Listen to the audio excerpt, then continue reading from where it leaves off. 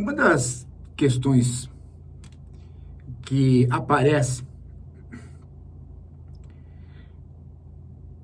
no entendimento da situação que nós vivemos hoje diz respeito a essa capacidade que o capitalismo atual tem de produzir um milionário a cada 33 horas. E quando produz esse milionário, no mesmo momento, joga milhões de pessoas na pobreza. No mesmo momento.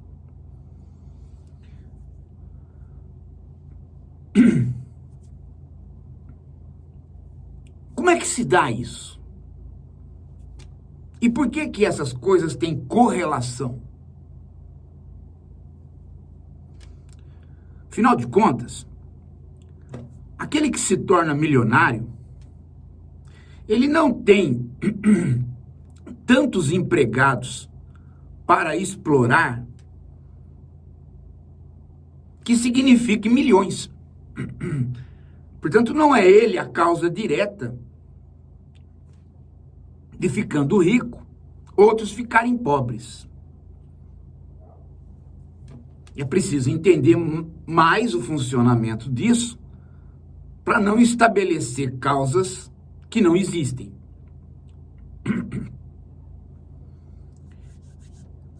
Para isso, nós temos que saltar do entendimento do capitalismo, como ele se deu no século XX, até mais ou menos os anos 60, 70, para o capitalismo que se desenvolveu a partir dos anos 70 e no Brasil a partir dos anos 90.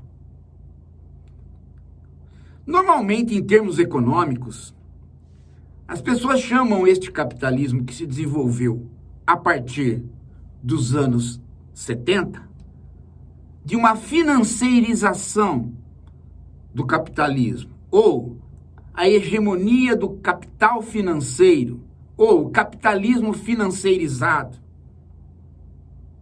Enquanto que o capitalismo anterior, principalmente da Segunda Guerra Mundial para os anos 60, 70, nós chamamos de a Era de Ouro, ou os anos dourados do capitalismo. Porque este período, chamado anos dourados do capitalismo, ele é o período em que pela primeira vez na história deste regime, deste modo de produção, deste regime, desde o surgimento dele até agora, esse período, Segunda Guerra Mundial até anos 60 e 70, ele é o único período em que a distância entre ricos e pobres diminuiu. Então, este é o período dos anos dourados do capitalismo. Muita gente acredita que este é o capitalismo e que o resto é desvio. E muita gente diz que é o contrário, que aquele período, os anos dourados, foi o desvio e o resto todo é capitalismo.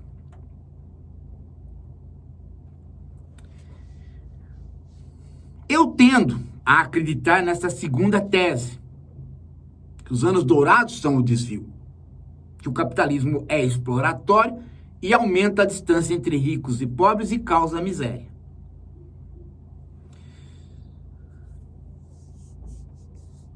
Mas como é que isso se dá? Ou, como é que as coisas se passaram?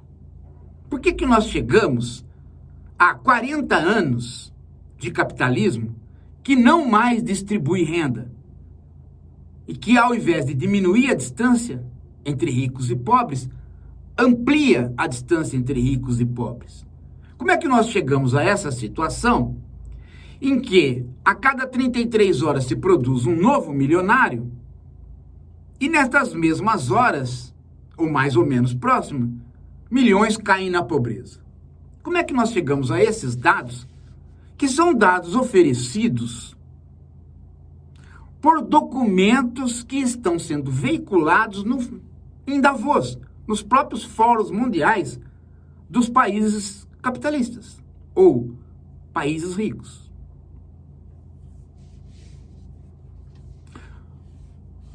As coisas têm um desenvolvimento histórico e um desenvolvimento lógico. E muitas vezes o desenvolvimento histórico e o lógico precisam ser colocados juntos para que se perceba a concatenação dos conceitos junto com os desdobramentos históricos. Em termos conceituais, depois eu volto nos termos históricos, o que houve é uma mudança do tipo de exploração. Se nós seguirmos o catecismo do Marx, se nós seguimos a teoria clássica do Marx, a exploração no capitalismo, ela se dá através da chamada extração de mais-valia. Já vou explicar o que é isso. Esta mais-valia, ela não é alguma coisa que se dá somente na produção. A mais-valia é alguma coisa que você tem que avaliar, você tem que notar, você tem que perceber como alguma coisa que se dá no conjunto da produção, circulação e venda das mercadorias, venda e compra das mercadorias. Ela se dá no processo como um todo. Aí que você tem a extração da mais-valia. Muita gente pensa que a mais-valia se dá só na produção. Por quê? Porque quando lê o Capital, o Marx dá o exemplo da mais-valia na produção. Principalmente o primeiro volume do Capital do Marx. Mas quando você lê os outros volumes, você vê, né, que ali é o exemplo da lógica da mais-valia. Mas a realização da mais-valia, ela não é numérica, ela não é quantificável. Ela não é alguma coisa que possa ser posta pela ciência positiva, por uma economia positivista, onde você vai dizer é tanto. Porque ela se dá socialmente. Ela se dá no conjunto do processo.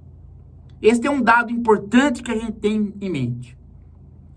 Mas a mais-valia hoje, ela é muito mais acentuadamente no todo do processo do que no tempo do Marx.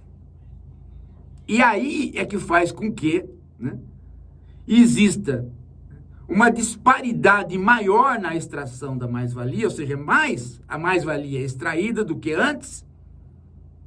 Em outras palavras, mais o trabalho não pago está presente do que antes, e por isso você tem um maior enriquecimento de pessoas e um maior empobrecimento de pessoas. E eu vou explicar como isso se dá. Mas o importante é nós notarmos o conceito de mais-valia antes. Então, o que o Marx diz?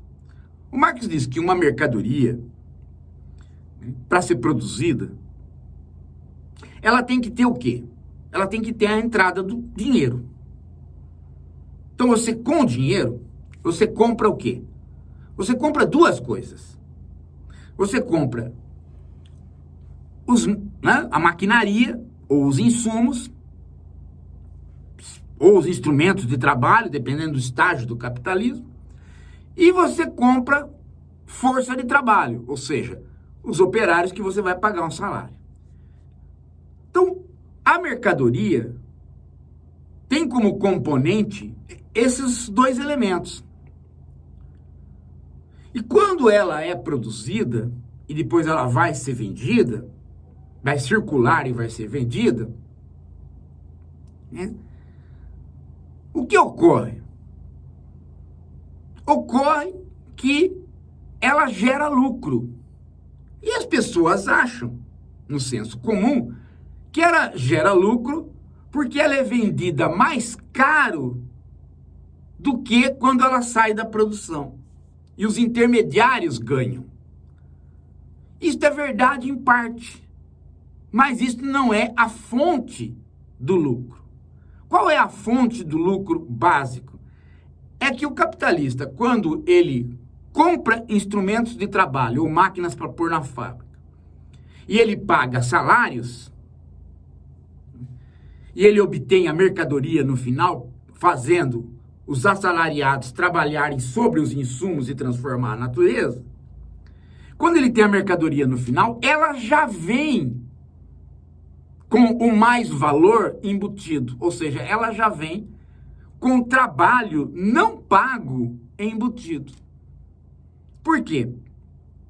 Porque tanto os insumos quanto a força de trabalho, se for trocado por mercadorias que as podem repor, ainda assim o tanto de trabalho que o trabalhador trabalha é maior do que aquele tanto de trabalho que estão nas mercadorias necessárias para ele repor as máquinas e a força de trabalho.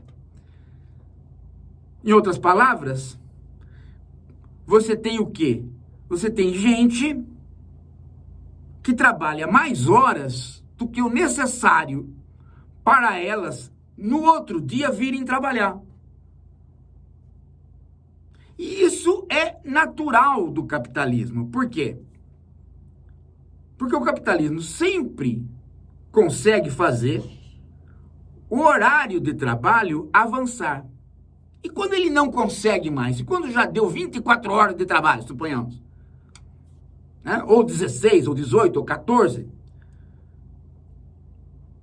o que ele faz para continuar ampliando o mais valor? O que ele faz para continuar ampliando aquilo que vai gerar o lucro inicial? Ele aumenta a produtividade, melhorando duas coisas. Ele melhora a velocidade do trabalhador em relação à máquina e ele melhora a tecnologia das máquinas, de modo que ele produz mais com o mesmo tempo. Então ele não precisa mais aumentar o tempo de trabalho, ele aumenta a produtividade do trabalho. E com isso, cada mercadoria vai ter mais valor por conta do quê? Por conta do aumento da produtividade. Ele baixa o preço das mercadorias com o aumento da produtividade. Então ele extrai novamente uma mais-valia. No volume, a cada mercadoria diminui o valor, mas no volume que ela é produzido muito mais, ela amplia o valor. De modo que, novamente, você tem trabalho não pago. Horas de trabalho não paga com produtividade não distribuída. Você é mais produtivo, produz mais, mas não é repassado para você aquela produtividade maior enquanto trabalhador. Então, ou o capitalista ganha já de cara, né? Já de cara, porque ele aumenta as horas de trabalho, ou ele ganha porque ele aumenta a produtividade. Mas não é quando a mercadoria fica pronta que ele ganha. Ele ganha quando esse processo termina.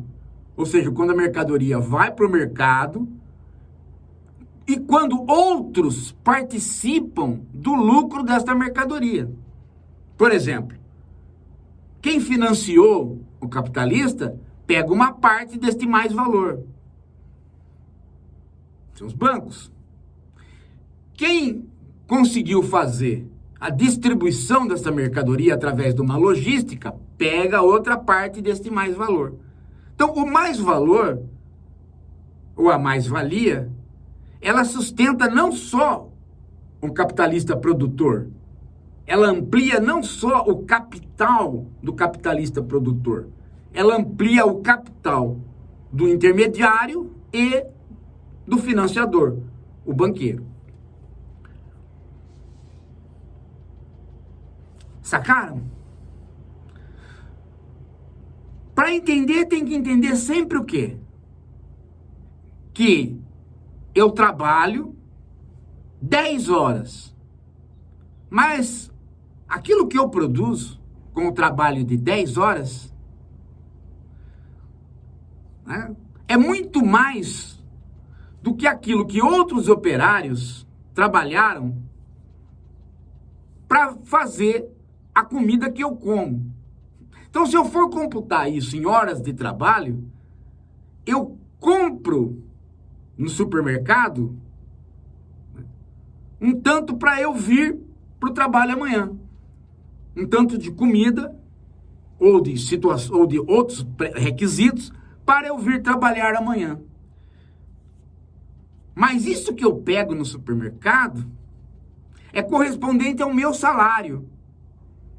No entanto, o que eu produzi, em termos, né, para o capitalista, é muito mais do que isso que eu pego no supermercado.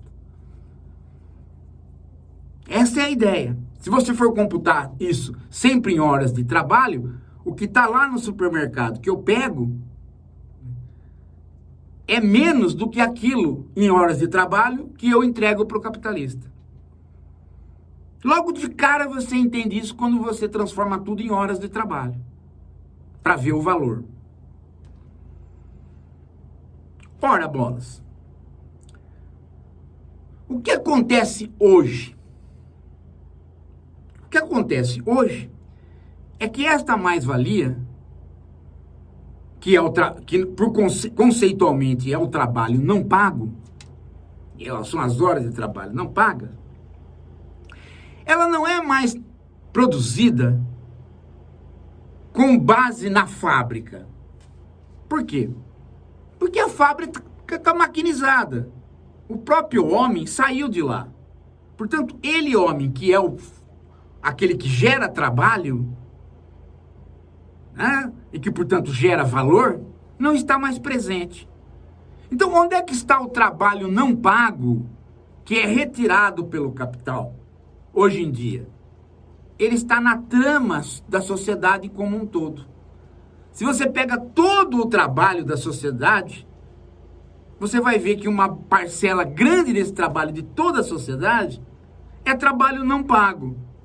E que vai pelas privatizações e pelos monopólios e pelas formas avançadas de tecnologia, por exemplo, a internet, para ampliar o capital. Então, isso é chamado de mais-valia social.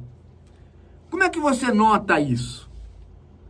Você nota isso quando você está trabalhando e quando você não está trabalhando. Ou seja, há um outro regime biopolítico. A política domina toda a vida. Então, este regime biopolítico é a dominação do capital, não em cima das horas de trabalho, mas em cima da sua vida como um todo. Por quê? Porque a sua vida como um todo está, a todos os instantes, se relacionando com alguma instância que capta o quê? Saber seu. E o saber seu que você está fornecendo é hoje o seu trabalho ou o seu lazer, mas é sempre considerado como alguma coisa que vai gerar valor, vai gerar lucro e não é paga.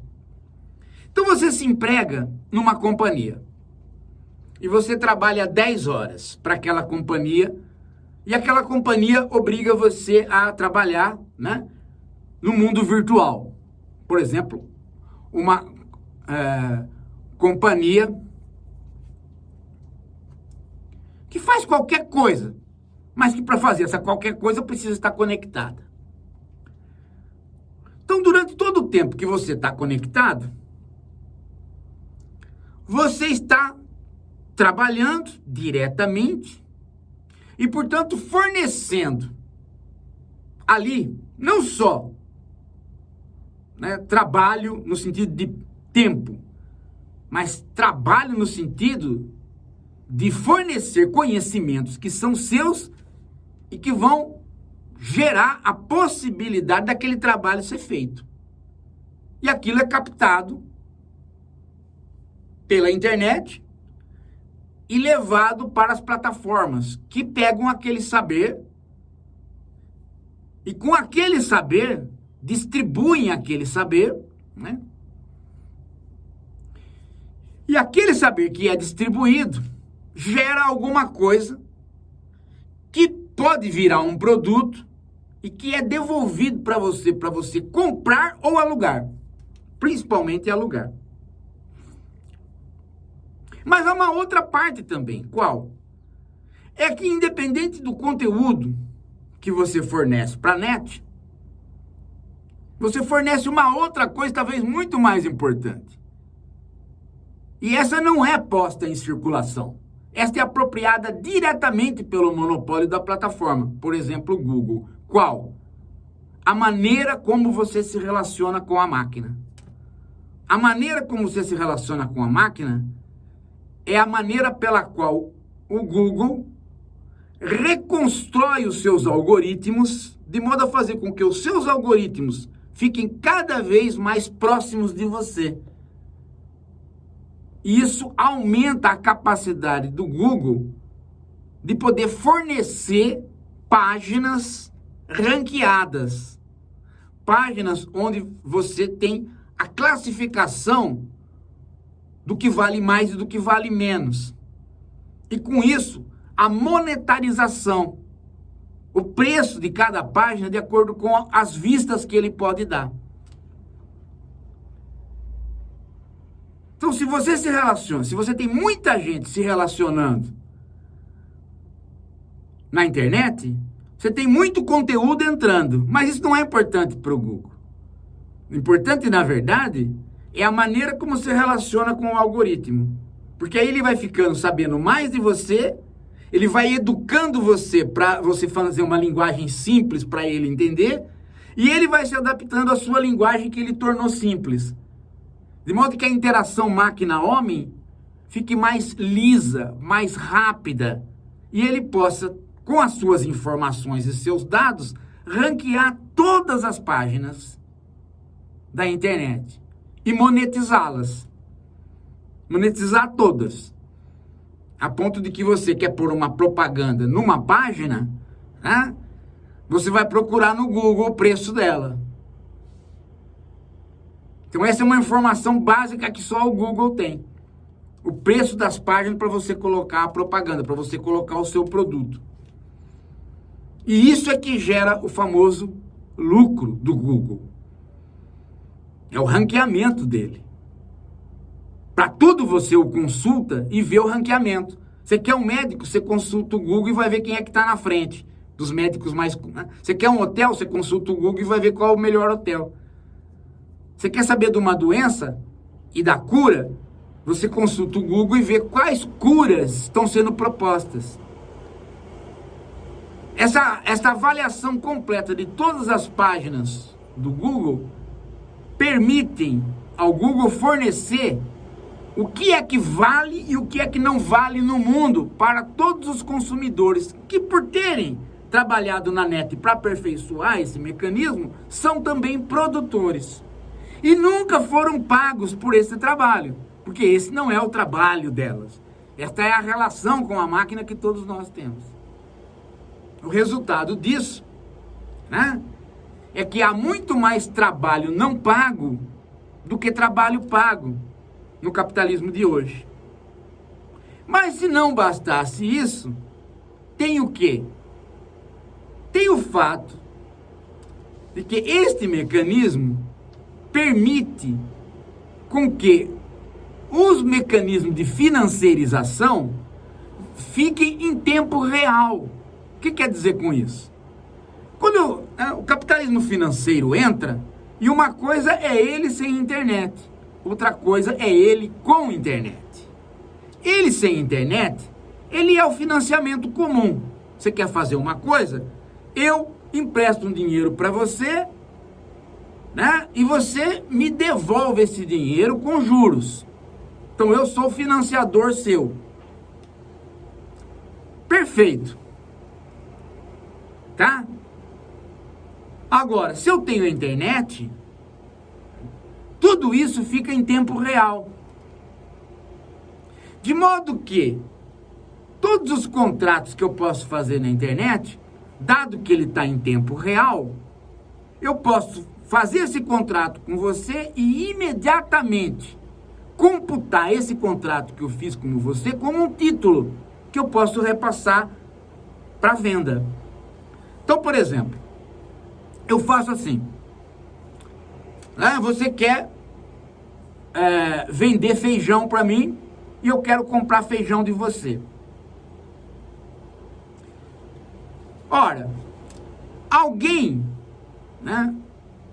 Eu mesmo posso financiar o seu feijão. Eu dou um dinheiro para você, você planta o seu feijão e quando você for vender o feijão para mim, né? Eu compro esse feijão descontando os juros que você teria que me pagar. Então eu mesmo financio e eu mesmo sou o comprador para revender. E eu sou o financiador e comprador. Só que nós fizemos o contrato hoje e você vai entregar o feijão para mim só daqui 6 meses. Então, como está computado no dólar, nós temos que calcular qual o valor do dólar daqui a 6 meses. Nem eu, nem você sabemos. Então, o que a gente faz? A gente especula. A gente fixa um preço chutado e caso, né, lá na frente, um de nós dois acertar mais no preço, é aquele que perde menos. Então, esse segundo contrato que a gente fez em relação ao preço que vai ser pago, é chamado derivativo. O ativo foi a venda do feijão para mim. O ativo é o meu financiamento para você. São ativos. Os derivativos é o cálculo de como você vai pagar no dólar, que é especulativo. Mas como isso tudo é feito em tempo real, eu já posso pegar o derivativo, né, como um papel, um título, um contrato, que é autorizado pelos bancos atualmente, autorizado pelos governos atualmente, a ser negociado. Então eu tenho uma dívida para com outro, e eu pago o outro com este ativo que é especulativo, porque o outro vai estar recebendo o dinheiro de acordo com o preço do dólar daquele momento em que vai haver a realização do contrato. O outro pega aquele derivativo e troca por outra coisa. E assim sucessivamente você tem o quê? Uma rede de derivativos que virou papel, um para o outro. E este tipo de coisa gera o quê? Dinheiro que gera dinheiro.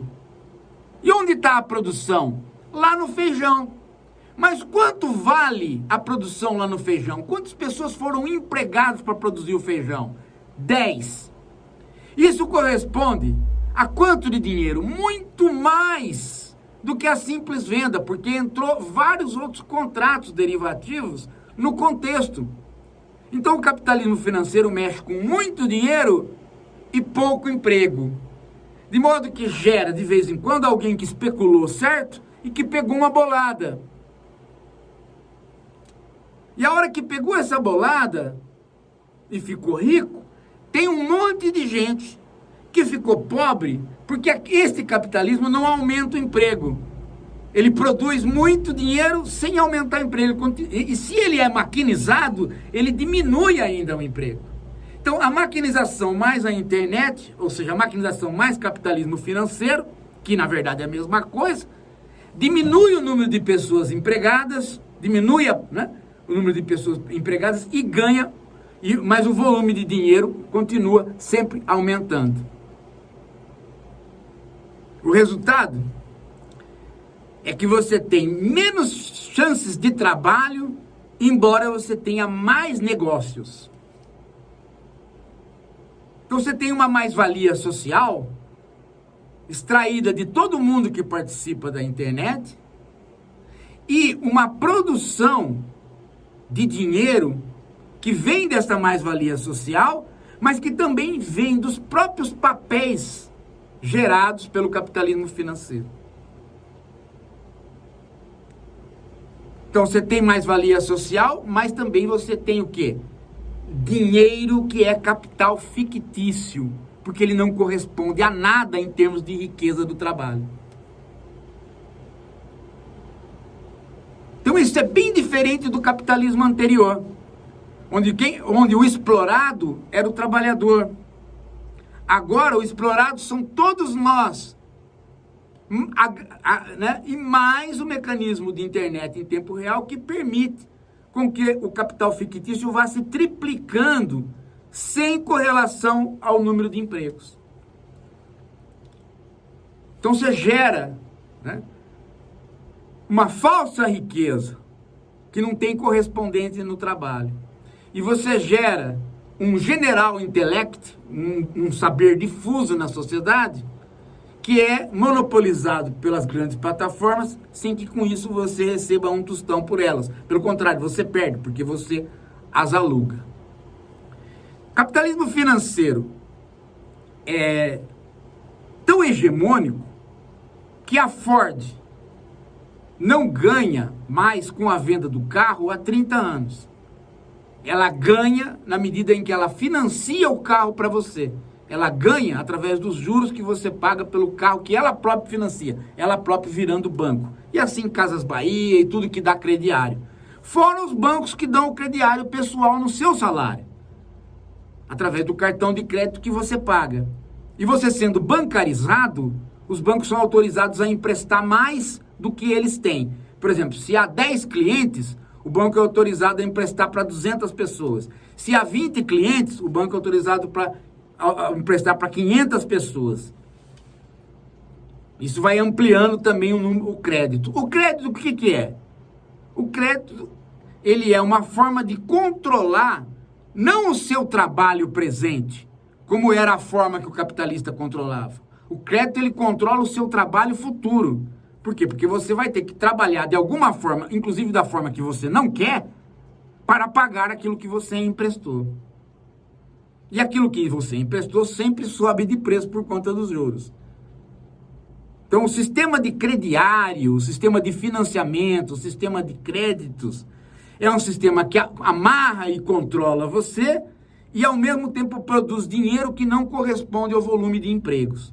Ele gera uma situação falsa, mas produz, né, um pequeno grupo que se torna milionário, enquanto que a não expansão de empregos aumenta a população. Sem aumentar o número de empregos, você tem mais gente para comer sem salário.